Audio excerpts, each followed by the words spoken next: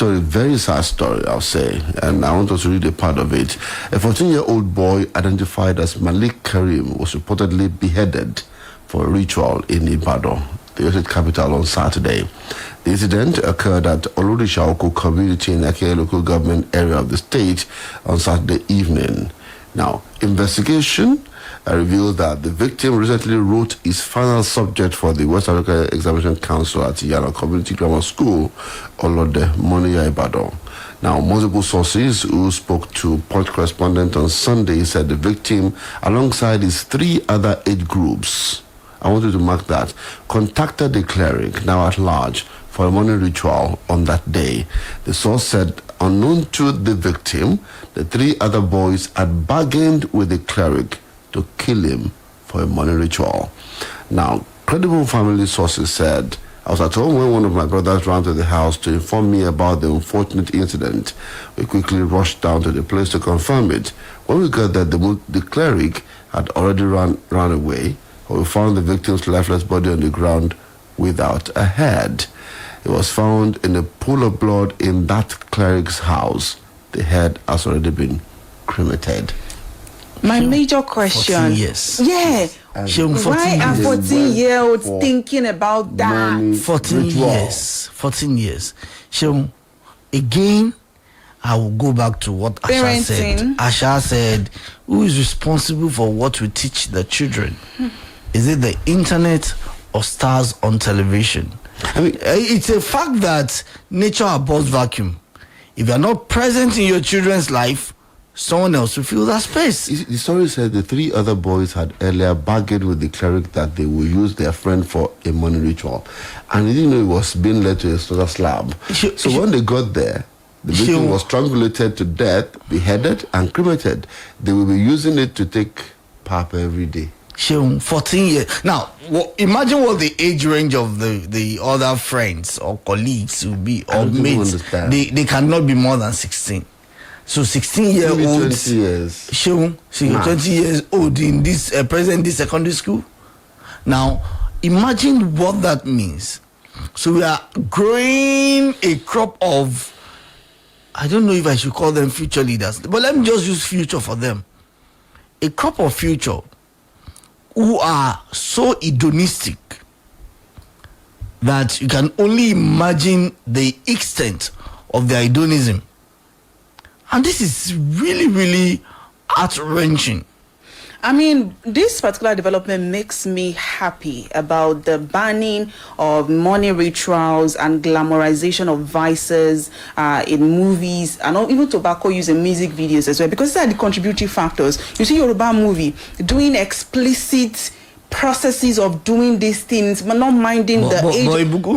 I'm taking that from the angle of the exposure. No, as a creative, I would not agree to that for 2 reasons. One, in all these movies, you see that they are didactic. Now, at the end of such rituals, you often see them run mad, and all that. So it means they are telling you, if you do this, there are consequences. But the issues are, why should I leave my parenting to movies? Plato, my argument is you don't rate a movie PG. You don't rate it family friendly, and you display all of that in a movie. I doubt if that happens in Nigeria. Yeah. So guys, yes, unless most times people don't check the ratings. Guys, look, let's not be looking for who to hang this on, whose neck we're going to hang this. The fact is, this is something in our society. And we have to be conscious about it. Deal with it by tracing the contributory factors, and these are the contributory factors for me. We're fine. Parenting, the exposures, the environment. But it cannot just be movies. We saw these movies when we were growing up. I am saying that. Didn't you see? We saw Irelu. No, Plato, we saw all those. Plato, I am not throwing away your argument of parenting, but I'm saying not everybody has the privilege of such parenting. So if we're saying that parenting is part of the contributory factors, these exposures permit me to make something clear. Okay. When we talk about parenting, and it's because of the norm of now. In our days, back in the day, parenting is not your father and mother. It was a communal parenting. So, wait, because of time, because we don't have time to analyze all of this, another one for me is, you see, we've glamorized wealth. So much so that the only thing that makes sense to us as a people just get money. Is someone get money, or die trying. There's even a joke, that I get is get money. Yes. So now imagine the kind of thought system that gave birth to that kind in of our music, in our music videos. So now you're agreeing? No, I'm not judging dispute with you. I'm saying that's not the only thing that we should focus our attention, and we should not hang it on just the movies. I'm saying that we have exposed our lives, our children, to the idea of you must have luxury. If you don't have luxury, if you don't have money, then you are nobody. That's what we have done to ourselves over the years. It wasn't just yesterday. It wasn't just one factor. It's an interplay of multiple factors. And a lot of things around us are showing that if you don't have iPhone 15, iPhone 20... anything is status symbol. Balling. If you cannot ball, these boys believe that they don't have to sweat before they make as long money. as they can go to the club and begin to pop something that Plato touched on, it has gotten bad to the extent that some parents, their children come home with new phones, give them with outrageous gifts that you don't even know where they get the money from, and you do not even question them. There are a lot of like Sean said, a lot of multiple factors. Now Sean, permit me to say this, and apologies to whoever feels slighted by this. At the moment, we have babies as parents. A good number of babies as parents. And now these babies, are giving birth to babies who would also become babies as parents. Okay. So the cycle becomes worsened. And vicious. Now, the other one, maybe because I'm trying to do some human angle stories, yes, just there, is a Nigerian woman named Favor. I'm sure you saw that video. Igebo, who tore her husband's passport at the Murtala Mohammed International Airport. So the point is reporting that she could face a jail term as punishment for her action if found guilty, according to the Nigerian Immigration Service Act. Did you listen to her excuse? I saw the video, and someone said it's a skit. I said, see, you see, in Nigeria, until these stunt actors begin to face the full wrath of the law, they will not realize the folly in some of the things. See, if you can do April Fool and spend the next April in jail, whatever it is, what could have gotten? So you can easily pick a naira and tell it up. My angle to that is even simple. Nothing justifies that. Nothing justifies that. Some people were pulling. Thank you. Some people were pulling. Some people were pulling the argument of maybe he cheated. Maybe he's trying to get him not to trap. Nothing justifies that. If you apart from the fact that it may be criminal, there's also the angle of you shouldn't let somebody make you become. No. You see, Sheung, I don't know, angry. The truth is, a lot of people get entangled with waiting disasters.